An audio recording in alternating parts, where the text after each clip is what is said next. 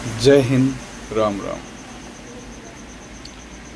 कुछ चीज़ों को देखकर थोड़ा मन व्यथित भी होता है। लगता है कि क्या बोलूं क्या ना बोलूं। मध्य प्रदेश, जिसको पहले बीमारू राज्य बोला जाता था, ऐसा मैंने सुना है, क्योंकि उस समय हमने इतने जानकार नहीं थे और ना ही समझदार थे। बहुत छोटी उम्र थी हमारी। बट जब हम समझदार हुए और जानकार हुए तो लोग बोलते हैं बहुत विकास हुआ। विकास हुआ, बहुत ज़्यादा विकास हुआ। इतना विकास हुआ कि जो सरकार दिन रात बोलती है कि हम अपने देश के जवान के लिए हैं, हम अपने देश के किसानों के लिए, दिन रात यह कहते नहीं थकते हैं। और यहाँ तक कि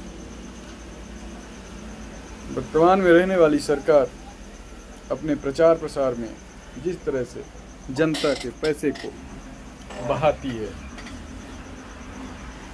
जिसको कहना कोई गलत नहीं है।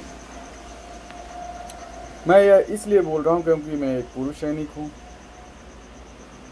और जिस तरह से मध्य प्रदेश के अंदर, जो भारत के अंदर एक लौता राज्य है जहाँ लगातार पूर्व सैनिकों के साथ कुछ न कुछ अन्याय हो रहा है।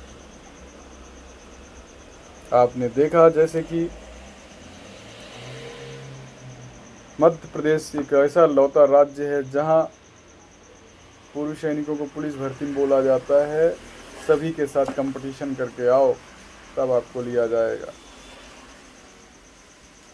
मैं माननीय मुख्यमंत्री जी से और कहना चाहूँगा अपने रीवा के उप मुख्यमंत्री और माननीय मुख्यमंत्री जी से कि क्या आप 17 साल पॉलिटिक्स को छोड़ दो, फिर एक विधान पॉलिटिक्स को बिल्कुल छोड़ दो, उस क्षेत्र में ना रहो, फिर एक सरपंच का चुनाव लड़के दिखाओ। विधानसभा का तो बहुत दूर की बात है, एक सरपंच का चुनाव लड़के दिखाइए, आपको समझ में आ जाएगा। हम जिसके लिए सेना में भर्ती हुए थे उसमें हमसे कंपटीशन लो ना। मेरी बात नहीं कर रहा हूँ, मैं सबकी बात कर रहा हूँ कि आप उनसे फौजियों से कंपटीशन लो ना। ग्राउंड टेस्ट का कंपटीशन लो, रिटर्न टेस्ट भी लो, लेकिन जितने फौजी फॉर्म भरे हैं उनमें कंपटीशन कराओ ना। आप अपना क्वालिफाई नंबर रखो, जो उस क्वालिफाई कर रहे हैं उसके बाद फौजी में कंपटीशन मेरिट लिस्ट बनाइए ना। जब पूरे भारत में ये सुविधा दी जाती है, एक मध्य प्रदेश एक ऐसा लौता राज्य है जहाँ ऐसा क्यों हो रहा है। एक तरफ हाउस टैक्स में आप बोलते हो हम छूट दे रहे हैं, लेकिन नगर निगम में जाओ तो आपके कई जिलों में छूट ही नहीं मिल रही। क्यों नहीं मिल रही? क्या आप नगर निगम को लेटर नहीं दिए हैं? ऐसा क्या दुभाषिया किसी को छूट दे रहे हैं, किसी को नहीं दे रहे हैं? आपके बिजली बिल के मीटर रीडिंग किसी की 1 लाख आ रहा है तो किसी का इतना खर्च कर देता है आदमी। क्या अंबानी है उनका घर 3 किलोमीटर का बना है जहाँ 1 लाख का बिल आएगा? बहुत सारी चीज़ें हैं। रोड बनती हैं 6 महीने में उखड़ जाती है। जैसे रीवा के अंदर एक मनियमा ओवरब्रिज है, अभी मुश्किल से बने उसको 4 से 5 महीना हुआ और उखड़ना शुरू हो गई। पहले भी तो अंग्रेज बना के जाते थे, बनाए थे, आज तक नहीं टूटे हैं। आज बिल्डिंग बनती है और 1 साल के बाद उखड़ना शुरू हो जा रही है। आज बिल्डिंग बन रही है, 10 साल के बाद गिरना शुरू हो जाती है। ओवर ब्रिज बन रहे हैं, गिरने के कगार में हैं, उस पर चलो तो डगडगाता है। कितना लेके जाएंगे आप ऊपर? अपने साथ कितना पैसा लेके जाएंगे? मरने के बाद वही अर्थी में जाएंगे नंगे बदन। तब ना आपका परिवार आपके साथ रहेगा, ना कोई भी। मैं ये सब के लिए कहता हूँ। माननीय पूर्व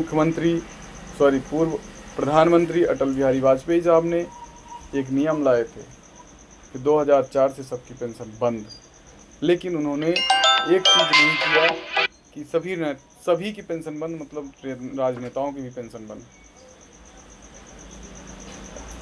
ऐसा उन्होंने नहीं किया। सबको टैक्स लगेगा लेकिन उनको टैक्स नहीं लगेगा। सबके पैसों की जांच होगी लेकिन उनके पैसों की जांच नहीं होगी। ऐसा क्यों? आखिर वो जन सेवक करने गए हैं ना। आगे सब तो नौकरी करने जाते थे, 60 साल समय देते हैं, उसके बाद कुछ भी नहीं रहता है। अगर फौजी रिटायर होके आते हैं तो अपना मैन समय में रिटायर कर दिया जाता है, जब उनके बच्चे मैन पढ़ाई में होते हैं। एक पुरुष सैनिकों को आप केंद्र सरकार एक अंशदायी राशि देती थी, मतलब एक पढ़ाई के लिए कुछ पैसे देती थी, वो पोर्टल आपने बंद कर दिया। बताओ, कभी वो पोर्टल मेंटेनेंस करने के लिए क्या 4-4 महीना 5-5 महीना लगता है? 28 मार्च से आपने पोर्टल बंद करके रखा है। ये स्टेट गवर्नमेंट की बात नहीं कर रहा हूँ मैं, सेंट्रल गवर्नमेंट की बात कर रहा हूँ।